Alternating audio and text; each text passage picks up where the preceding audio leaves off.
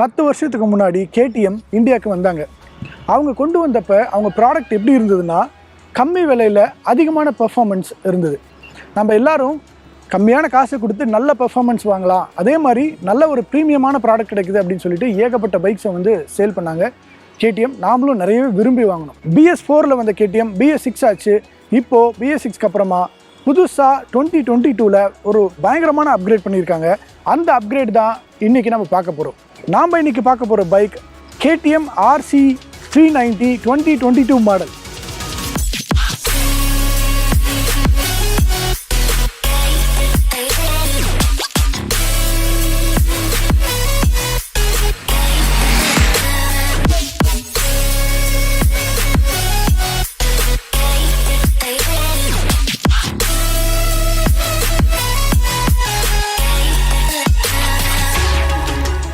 KTM RCயோட model launch பண்ணதுலேருந்து ஒரே மாதிரியான டிசைன் பேட்டர்ன் தான் மெயின்டைன் பண்ணிட்டு இருந்தாங்க KTM.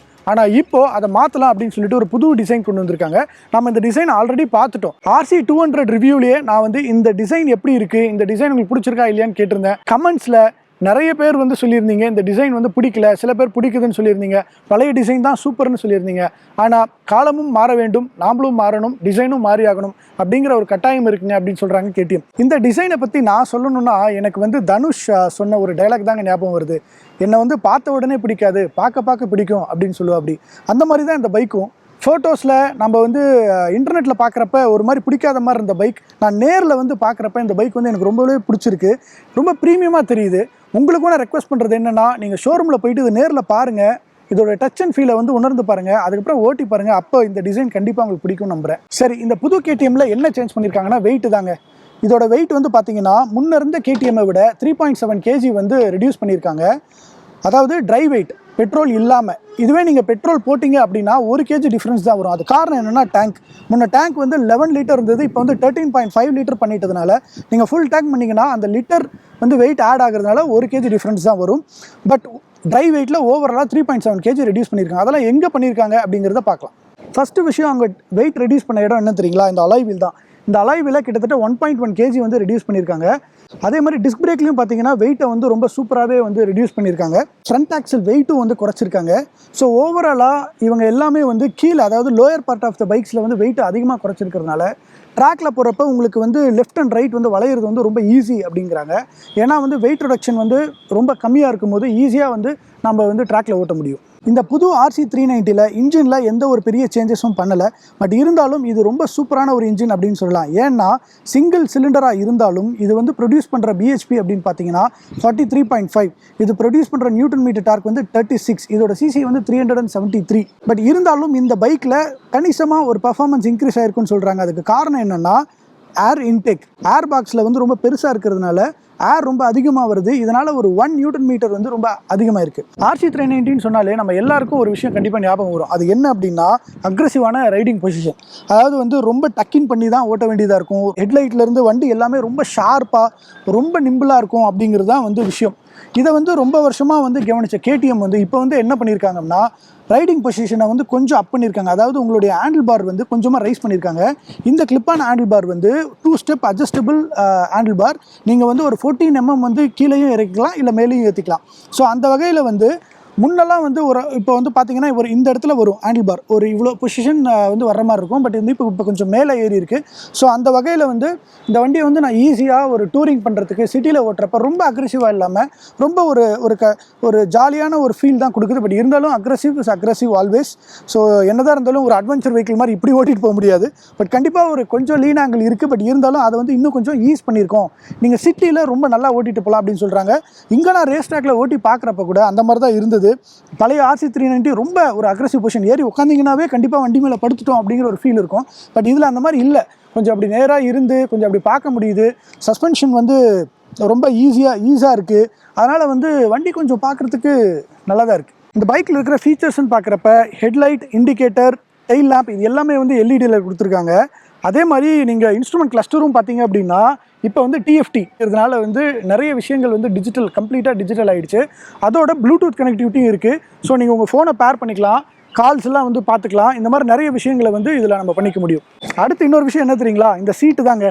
இதுக்கு முன்னாடி வந்து RC 390 சீட்டு வந்து அது சீட்டே இல்லை, ரொம்ப ஹார்டாக இருக்கும் அப்படின்னு சொல்லிட்டு கம்ப்ளைண்ட் இருக்கும். பட் இப்போ வந்து அதுக்காகவே ரொம்ப குஷன் அதிகமாக இருக்கிற மாதிரி சீட் கொடுத்துருக்காங்க. ரைடருக்கும் சரி பில்லியனுக்கும் சரி இந்த சீட் குஷன் வந்து ரொம்ப சூப்பராக இருக்குது. அதோட பார்த்தீங்கன்னா கிராப் ரெயில் இருக்குது. முன்ன வந்து RC390 இந்த இடத்துல சேர்ந்த மாதிரி இருக்கும் இந்த டெயில் செக்ஷனோட.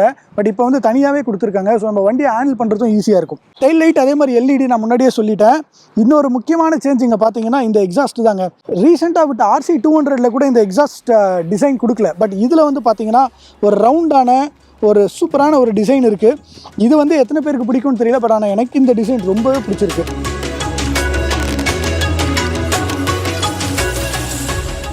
இந்த RC390 நம்ம முக்கியமாக பேச வேண்டிய டாபிக் என்ன தெரியுங்களா? எலக்ட்ரானிக்ஸ் தான். இதில் இருக்கிற டெக்னாலஜி வந்து ரொம்ப அட்வான்ஸ்டான டெக்னாலஜினே சொல்லலாம். இதில் IMUன்னு ஒரு டெக்னாலஜி கொடுத்துருக்காங்க. அதான் IMU சென்சார். யூஸ்வலாக இப்போல்லாம் வந்து நம்ம 125cc எல்லா பைக்ஸும் ABS கொடுத்துடணும்னு சொல்லியிருக்காங்க. நீங்கள் ABSை வந்து அப்ளை பண்ணுறப்ப கண்டிப்பாக உங்களுடைய பிரேக் லிவரில் அதோட அதிர்வு தெரியும். அதாவது அந்த ABS பைட் பண்ணுறதை வந்து நல்லாவே ஃபீல் பண்ண முடியும். இந்த மாதிரியான விஷயங்களை வந்து இந்த அதிர்வை வந்து நமக்கு கடத்தாமல், நம்ம காலுக்கு கடத்தாமல் அந்த IMU வந்து அதுவே ரொம்ப ஸ்மூத்தாக சில வேலைகளை செய்யும். ரெண்டாவது ட்ராக்ஷன் கண்ட்ரோல். இப்போ நீங்கள் திடீர்னு வந்து ரைஸ் பண்ணுறீங்க, உட்காந்த உடனே ஃபுல் த்ராட்டில் கொடுத்துட்றீங்க. அப்போ வந்து வண்டி வந்து இம்மீடியட்டாக வந்து வீல் ஸ்பின் ஆக ஆரம்பிச்சிடும் இல்லையா? அந்த மாதிரி வீல் ஸ்பின் ஆகாமல் இருக்கிறதுக்காக ட்ராக்ஷன் கண்ட்ரோல் கொடுத்துருக்காங்க. ஸோ நீங்கள் எந்த விதத்துலையும் எங்கேயுமே வீல் ஸ்பின் ஆகி கீழே விழுந்துருவீங்க அப்படிங்கிற பிரச்சனை இருக்காது. இந்த ட்ராக்ஷன் கண்ட்ரோல் வந்து எப்படி ஒர்க் ஆகும் அப்படின்னு பார்த்தீங்கன்னா, இதுக்கு வந்து ஒரு 2 சென்சார் வந்து ஃப்ரண்ட் டயரில் ரியர் டயர்லேயும் வச்சுருப்பாங்க. ஸோ இந்த ஃப்ரண்ட் டயர் வந்து இப்போ நீங்கள் வண்டி நிறுத்திட்டீங்க, நீங்கள் மூவ் பண்ண போகிறீங்க, ஃபர்ஸ்ட் கியர் போட்டு மூவ் பண்ணுறீங்க. மூவ் பண்ணும்போது இந்த ஃப்ரண்ட் டயரில் இருக்கிற சென்சாரும் ரியர் டயரில் இருக்கிற சென்சாரும் அதோட ஸ்பீடை கால்குலேட் பண்ணிக்கிட்டே இருக்கும்.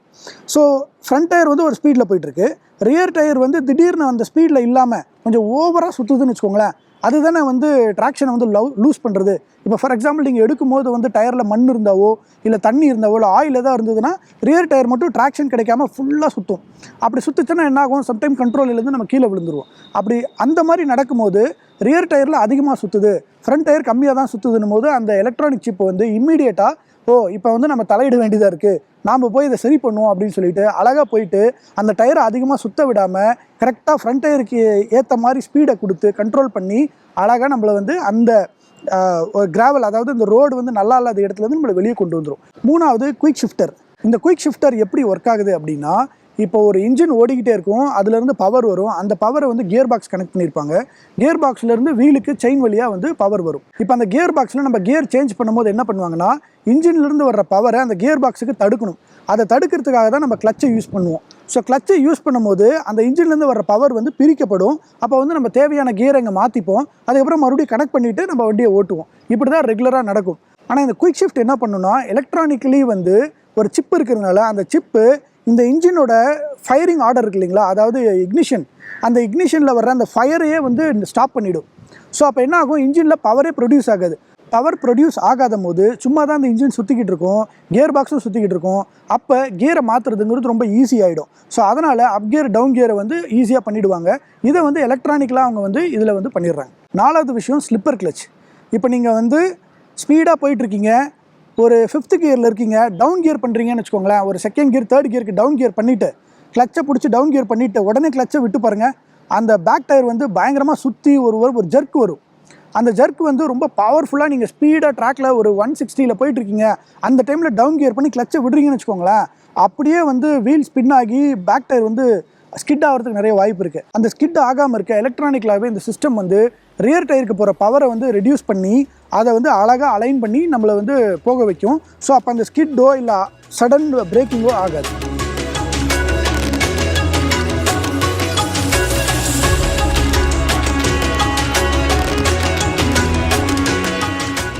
இந்த ட்ராக்கில் நான் ஓட்ட ஆரம்பித்த உடனே நான் ஃபஸ்ட்டு ஃபீல் ஆன விஷயம்னா இந்த இன்ஜினோட ரிஃபைன்மெண்ட் தாங்க.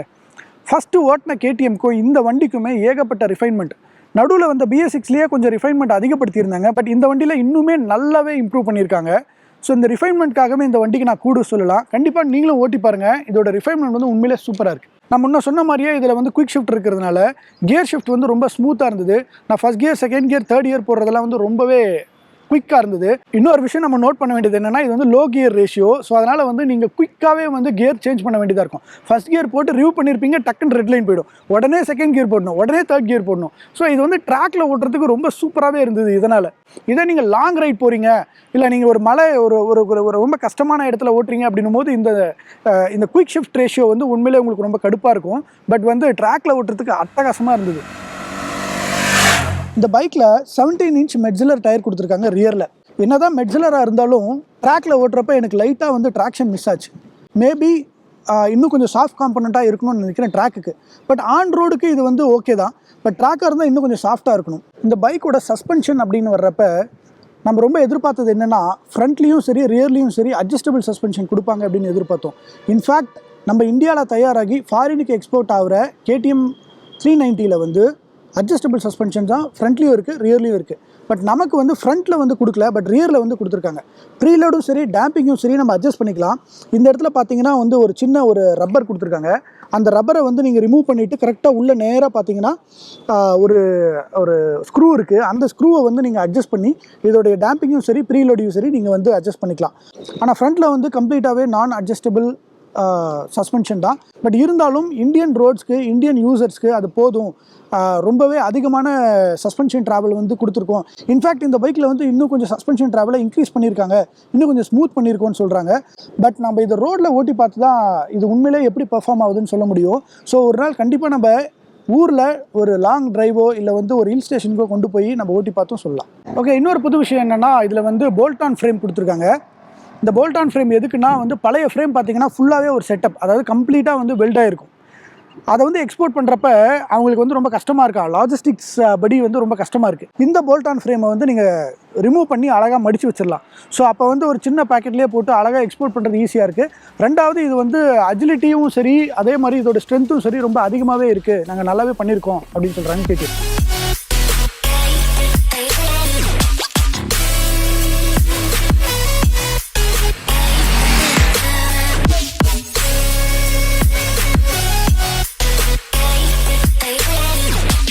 ஃபைனலாக என்னங்க சொல்கிறது, இந்த பஜாஜோட ரேஸ் ட்ராக்கில் பூனேயில் பயங்கரமாக ஒரு ரைடு வந்து ஓட்டி பார்த்தாச்சு. இது ஒரு ரேஸ் ட்ராக் ஓரியன்ட் பைக் அப்படிங்கிறதுனால ரேஸ் ட்ராக்கில் வந்து டெஸ்ட் பண்ணுறதுக்காக தான் இதை வந்து அரேஞ்ச் பண்ணியிருந்தாங்க. பட் கண்டிப்பாக நம்ம ஆன் ரோடில் சிட்டிக்குள்ளே ஓட்டி பார்த்து தான் ஆகணும்.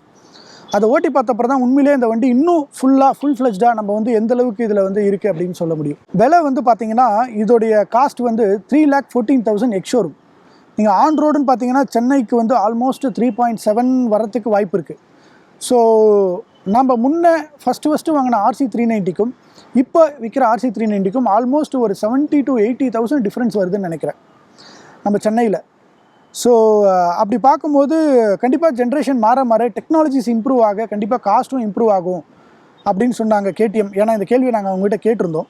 அதே மாதிரி வந்து ஒரு ப்ரீமியம்னஸை நோக்கி போகிறாங்க அப்படின்னு சொல்லலாம் KTM. ஏன்னா இதுக்கு முன்னாடி நீங்கள் KTM வாங்குறதா இருந்ததுன்னு வச்சுக்கோங்களேன், நீங்கள் வந்து கம்மியான காசுக்கு அதிகமான பெர்ஃபார்மன்ஸும் ஒரு ப்ரீமியமான பைக்கும் வாங்குற ஒரு ஃபீல் இருக்கும்.